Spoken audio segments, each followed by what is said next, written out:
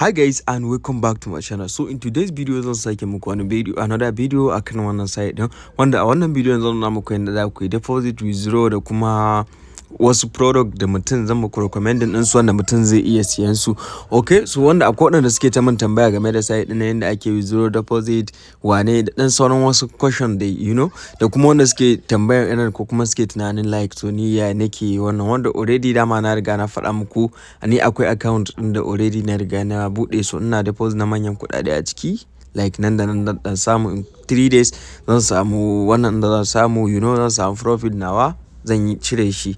Okay, so a wannan bidiyon like dan sake nuna muku step by step yanda ake wannan wanda zan like kai tsaye dan nuna muku yanzu za mu yi deposit da ku a ciki da kuma yanda za mu yi withdraw sai yayi after 3 days like everything da ya kamata mutum ya sani. Okay, so ba tare da ɓata lokaci ba kai tsaye bari in nuna muku everything step by step, amma kafin nan kar ku manta da subscribe my channel nan ku like ma bidiyon nan sa'annan ku share din shi and kar ku manta da join na Telegram community din mu da kuma WhatsApp group namu za ku samu link din su a description na wannan bidiyon. Okay, so da farko idan muka zo kamar yadda kuke gani like da mu zo nan wajen bottom din da aka saka deposit, yanzu za mu fara deposit a cikin site din nan kamar yadda kuke gani. So muka zo bottom din da aka saka deposit and kamar yadda na faɗa muku duk wanda yanzu yayi sign up da link dina kana budewa akwai kyautan $1 da za su baka, wato $1 kenan. So za su baka kyautan $1. Idan suka baka kyautan $1 akwai group din su da suke saka co-op zaka iya zuwa sai kai joining na wannan group din. Idan ka dauko co-op din ka zo ka saka shi wanda zan nuna muku duka a cikin bidiyon nan kudin da ya zama 1.5. so da 1.5 din na abin da kawai kake bukatan kai deposit shine $0.5 sai kudin ya cika $2. Yana cika $2 kawai zaka iya zuwa ka siyi product. Idan ka siyi product after 3 days zaka iya cire kudin ka complete, ba wai riban ka shi zaka na cirewa ba. Dadi ne da wannan site din kenan, complete kudin ka zaka na cirewa. Yanzu idan na saka naira 30,000 so after time din da na aka wannan din mun zai kare kamar na kwana 3 ne. So kwana 3 nan nayi duka wannan 30,000 dina din zan cire tare da riban da na samu ko nawa ne, kuna fahimta? Okay, so da farko yanzu zamu yi clicking akan bottom din da deposit. So idan muka zo so anan wajen zamu saka amount na kuɗin da muke so zamu yi deposit so this time around bari na deposit na like $30 so zan yi clicking akan $30 kamar yadda kuke gani, which is $21 kenan da wani abu. Okay, so zan yi clicking akan deposit kamar yadda za ku gani so idan muka yi clicking akan deposit so zai kawo mu nan wajen. So ga account number nan da aka bamu, so zan yi copy wannan account number din kai tsaye yanzu zan je cikin account dina so bari na zo cikin nan, I think na da kuɗi ana. Okay, so zan yi clicking akan to bank sai in saka account number din okay, so zan saka account number din gashi nan. Okay, bari na ga so ofe ne already mun riga mun sani kamar yadda za ku gani. Bari na searching account din so that sai mu transfer everything ku gani. So matsalar network ne yake dan ba mu issue like alright, so bari na back, bari na goge wannan din na sake sakawa. Okay, so ko kuma bari na shiga dubo account din. So issue din network ne yake ta wannan so just bari na waiting nashi har ya bani account number din so that sai na transfer. Okay, so kamar yadda kuke gani so zan yi selecting ofe. So after na yi selecting ofe zan jira shi ya bani account name din. So gashi nan kamar yadda za ku gani account name din, sai ka zo sai ka duba kun ga gashi nan shine. So zan yi clicking akan next, zan yi clicking akan confirm. So anan zan saka amount da kuɗin da nake so na yi deposit. Already da ma $30 ne sai dan na continue. Sorry, wait, $30, 30,000 naira. So zan dan na continue kamar yadda kuke gani. So gashi nan yanzu na yi deposit na 30,000 naira. Okay, so zan dawo kawai cikin nan. So ina dawowa cikin nan just zan tsaya in jira shi kudin suna confirming. Kun gani gashi nan yanzu an mun adin din kudi na kamar yadda za ku gani so kamar yadda za ku gani gashi nan yanzu na yi adin 30,000 naira kamar yadda za ku gani. Okay, so after yanzu na yi adin 30,000 So kai tsaye yanzu zan zo wajen product kamar yadda kuke gani. So idan muka zo wajen product, so this time around zan dan see product irin ba guda ɗaya ba, wannan da wannan da wannan da you know. So kai tsaye yanzu bar mu zo. Idan muka zo ga mai na 3 days, ga mai na 15 days, ga na 7 days, kwana 7, ga mai you know. So duk wanda anyone da kake so a nan wajen, wannan 7 days, wannan 30 days da sauransu. Okay, so yanzu bari mu shiga wannan. So kamar yadda za ku gani a wannan idan muka zo gashi nan minimum abin da mutum zai iya deposit daga kan $2 ne zuwa $20. You know?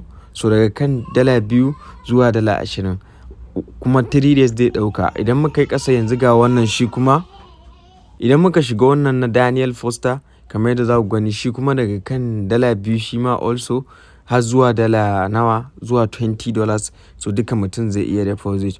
That means mutum zai iya deposit na $10, $7, $2 da sauransu. Okay, so yanzu one thing abin da zan yi like bari na see product daban-daban kamar yadda kuke gani. So yanzu zan fara shiga wannan. So yanzu wannan bari na see na $10 kun gane, bari na yi subscribe akan $10 kamar yadda kuke gani gashi nan. Subscribe successful. So zan yi back already. Okay, so kun gani already na riga na siya wancan. So idan na sake dawowa wajen product again, so zan zo wajen wannan. So sai in yi ƙasa. So zan sake neman wani. So yanzu ga wannan na Daniel din nan. So shi kuma like bari na deposit na $5 a kai, you know. Okay, so gashi nan shi kuma na deposit na $5. So ina so in see different product ne ku gani. Okay, wanda still kuma in na zo ranar claiming zan sake muku another video din ku gani. So alright, so bari na zo say what again. So ga wannan na 7 days. So I think shi ma ya kamata in saka wani abu a kai. So bari na saka $5 shi ma a kai. Sai na da yi clicking akan subscribe kamar yadda kuke gani. So yanzu gashi nan na see product guda 3. Like idan muka zo wajen history za mu gani. So gashi nan kun ga na rarraba kuɗin, wannan nasi na $10, wannan nasi na $5, wannan nasi na $5, wannan nasi na kwana 3 guda 2, sa'annan Hennessy na sati 1 guda 1 kamar yadda za ku gani. You know, wannan zai mun kwana 3 wannan and kowanne kuma da yanayin profit din da zan samu. So normally ne haka nake yi kun gane. Already kamar yadda na faɗa muku akwai personal account da nake amfani da shi. So haka nake yi. Okay, so kamar yadda za ku gani gashi nan duka na see product na $10, $5, wannan. You know? Okay, so yanzu idan muka dawo sauran available balance ina da sauran 147 kun ga bai kai $2 ba. Okay, so yanzu kai tsaye bari mu je da ku mu ga in akwai coupon code sai in ɗauka sai kuma in zo nuna muku yadda zan yi amfani da shi. Kun ga yanzu kuɗin da nake da shi bai kai wanda zan see product ba ko? $1 da wani abu ne bai kai ba. Okay, so kai tsaye yanzu bari na zo. Akwai cikin group ɗinsu, wannan group ɗin na WhatsApp kamar yadda na faɗa muku. So yanzu idan muka zo za mu duba ko an sake coupon code kamar yadda za ku gani.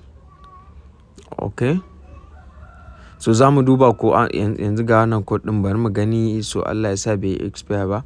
So idan na zo na yi clicking akan shi yanzu na kwafo code ɗin kamar yadda za ku gani. Sai in zo wajen product. Idan na zo wajen product ga ɗan wani alama a nan wajen, sai in zo nan wajen sai in saka code ɗin a nan kamar yadda kuke gani. So bari mu ga. So wannan ba zai yi ba. So bari na je in saka kwafo wani another wannan ɗin sai in sake zuwa ko an sake wani code. So ga wannan bari mu ga har guda 2. Okay, so har guda 2. Right.